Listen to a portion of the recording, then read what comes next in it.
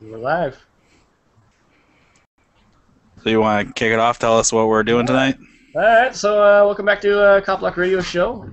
We're gonna do our interviews now since we just finished up the regular show.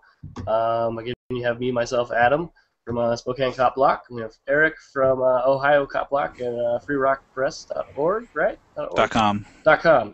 Excuse me. And then also we have in with us tonight we have Travis from Seattle CopBlock. He's gonna fill us in and update us on what's going on over in that neck of the woods with tomorrow's May Day protests and their goals and what they're trying to do out there tomorrow. Welcome, Travis, and well, let's hit this thing off. What are you guys doing tomorrow? Oh, hello. Tomorrow's a really big day. I'm going to go ahead and assume that everyone's familiar with Seattle's May Day last year in 2012. I'm not, so you can fill us in. Last year, El Comité, the committee for immigration reform here in Seattle, threw an immigration and workers' rights march, as they do every year on May Day in Seattle. And during that march, there was a anti-capitalist march that marched at the same time, and they sort of converged, incidentally or not. Whether I don't know if it was on purpose or not, I have no idea. But there ended up being some windows broken by people, and did not respond very well to it. People in general, people who were interested in the police repressing such things, found that they did a very poor job. And so this year, they have vowed to double their police presence. Some are saying in the hundreds. We're talking like 500 cops. All new tactics. They've changed they've swapped their chiefs around. All the precincts got new chiefs or whatever. And they're fully committed to making sure we maintain the status quo downtown. Now let me bring up this. Now last year the participants that broke out windows. Now weren't those your everyday regular black dressed, black hoodies, masks guys with boots breaking windows and starting violence to make protests violent? Wasn't that the case with that last year? I'm not sure what you mean. Well, just you hear a lot with protests that end up turning into riots or get out of hand most of the time. The provocators that end up starting them to make them violent are usually in full black outfits and black masks and riot shields and guns and tasers and pistols full of ammunition and tanks. No black-clad anarchist has ever tased anyone to death. No black-clad anarchist has ever brought a tank to a protest. Yes. The people that are there to riot, they come with their guns and their clubs and their matching uniforms and their face masks and such. That's just what I've noticed. I don't think I have to explain the dichotomy there. Yeah. Most of the time, it ends up being the police that end up provocating these situations into something much more than they need to be. It goes both ways. Yeah. It goes both ways. Sometimes they're provocated, sometimes they're not. I'm not going to I refuse to moralize on the way someone chooses to protest, or the way someone chooses to fight back against a system that is unfair. I can't make that decision for anyone. So I refuse to moralize on it, but I do know that some people smashed windows. Yeah. Whether I find it was effective or not, it happened, and you know, I think that's valid. So you're pretty heavily involved in Seattle CopBlock and participate in that a lot, don't you? Yeah. I'm mildly involved. Yeah, sure. I would say I'm involved, certainly.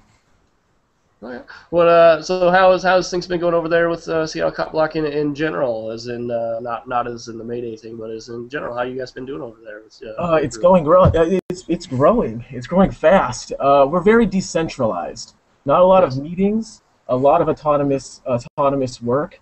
I focus on pretty much on what I'm doing, and folks do what they do, and we sort of try to share our data and our experiences as often as possible. But there's not a great deal of rigid organization or anything like that. It's real easygoing. I love it. It's been one of my more enjoyable activist experiences. Oh yeah, I think that's a lot about what CopBlock's about. It's not about a whole group thing. It's kind of go out and do your own thing.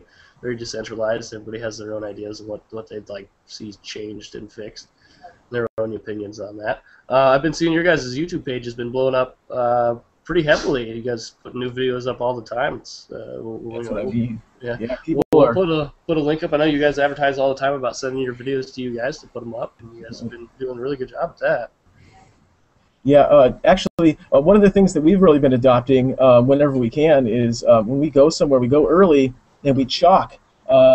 We chalk on the sidewalk and on surfaces, and actually give our email address and say send your police footage to the Seattle CopBlock at Gmail address, and so it's sitting there before people leave it. It's already in their face, and they know who to send it to before anything goes down, and I think that's really helpful. Especially to the early arrivers and such, and to the late arrivers who come later. It's really cool. It's a cool idea, and Tim sort of spearheaded here, and I thought it was brilliant. No, that's good stuff. So, what are your guys' goals for tomorrow? As far as I know, you guys were asking for people to come out and help film and like that. What are your guys' goals for tomorrow and doing what you're doing tomorrow? I think the best way I can put it is a data-driven narrative is the way I put it. I want to be able to have enough data to put together a narrative of Mayday, of the police action on Mayday.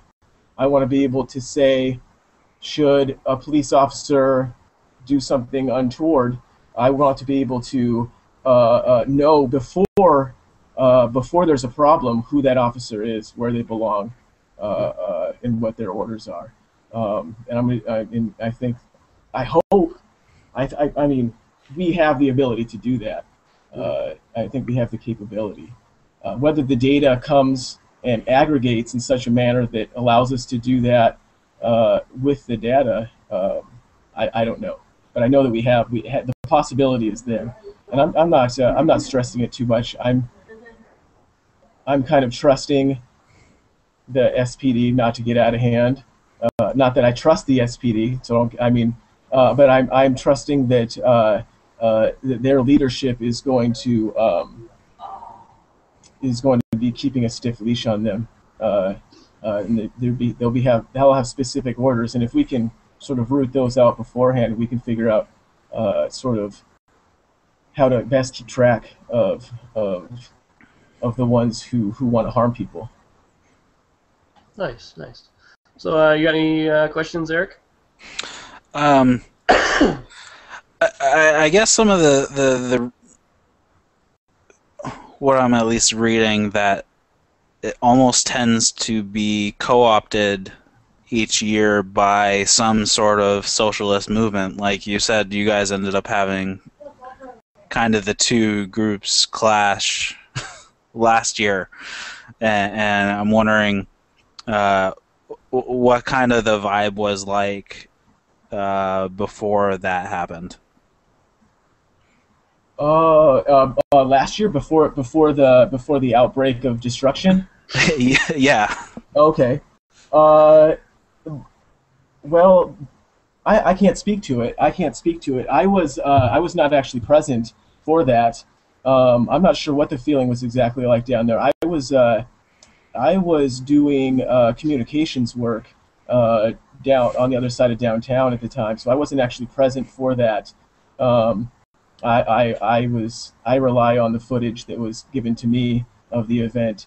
But if you look at the footage, I mean, it just sort of happens. And actually, if you watch the footage, certain footage, you'll see that you'll kind of see the lack of proper planning and execution on the SPD's part. When you see these bike cops roll up, talking to their shoulders, and then stand there for several minutes while some fellows in black break some windows.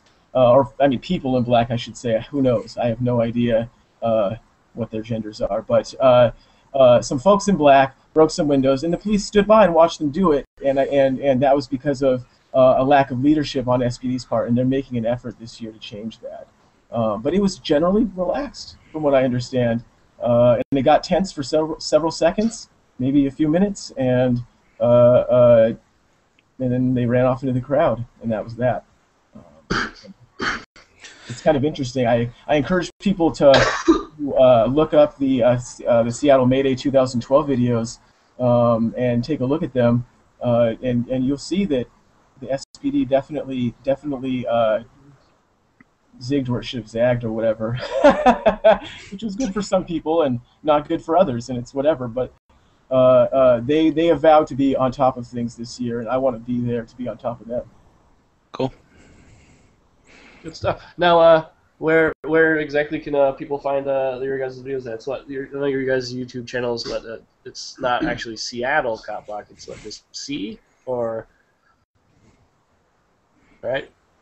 What's that?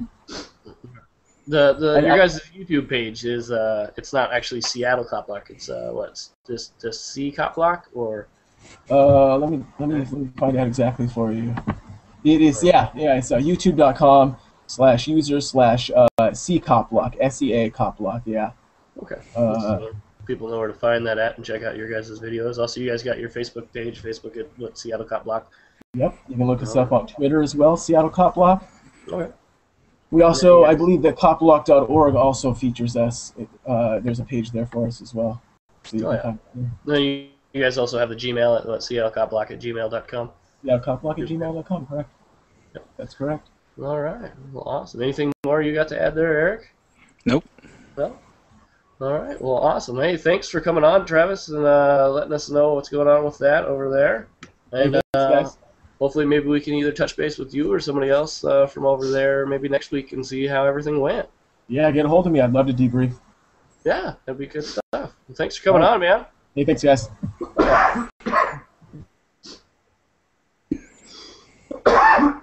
Well, I think that was a pretty good interview, Eric. Well, I guess we will talk to everybody later. Unfortunately, we didn't get to get your other gentleman, Jacob, in here. He doesn't have a mic, so we couldn't get him on the interview. So we will try again in the next few days and hopefully get his interview up on here. We've been trying. Hopefully we can get more people who would like to come on and talk about what they're doing. I think that is definitely nice to hear, to be able to hear some of the stories of the people who have the boots on the ground, so to speak. Oh, yeah. I'd love to get you guys. If you guys want to get on the show and support your local group and let us know what's going on, just get a hold of us. We'd love to bring you on. It doesn't have to be a Tuesday night. Just whenever you're available, we can get on here and we'll do an interview with you guys. Yeah. Get your guys' name out and word out. Definitely. Yep. Well, we shall talk to you guys later. All right. See ya.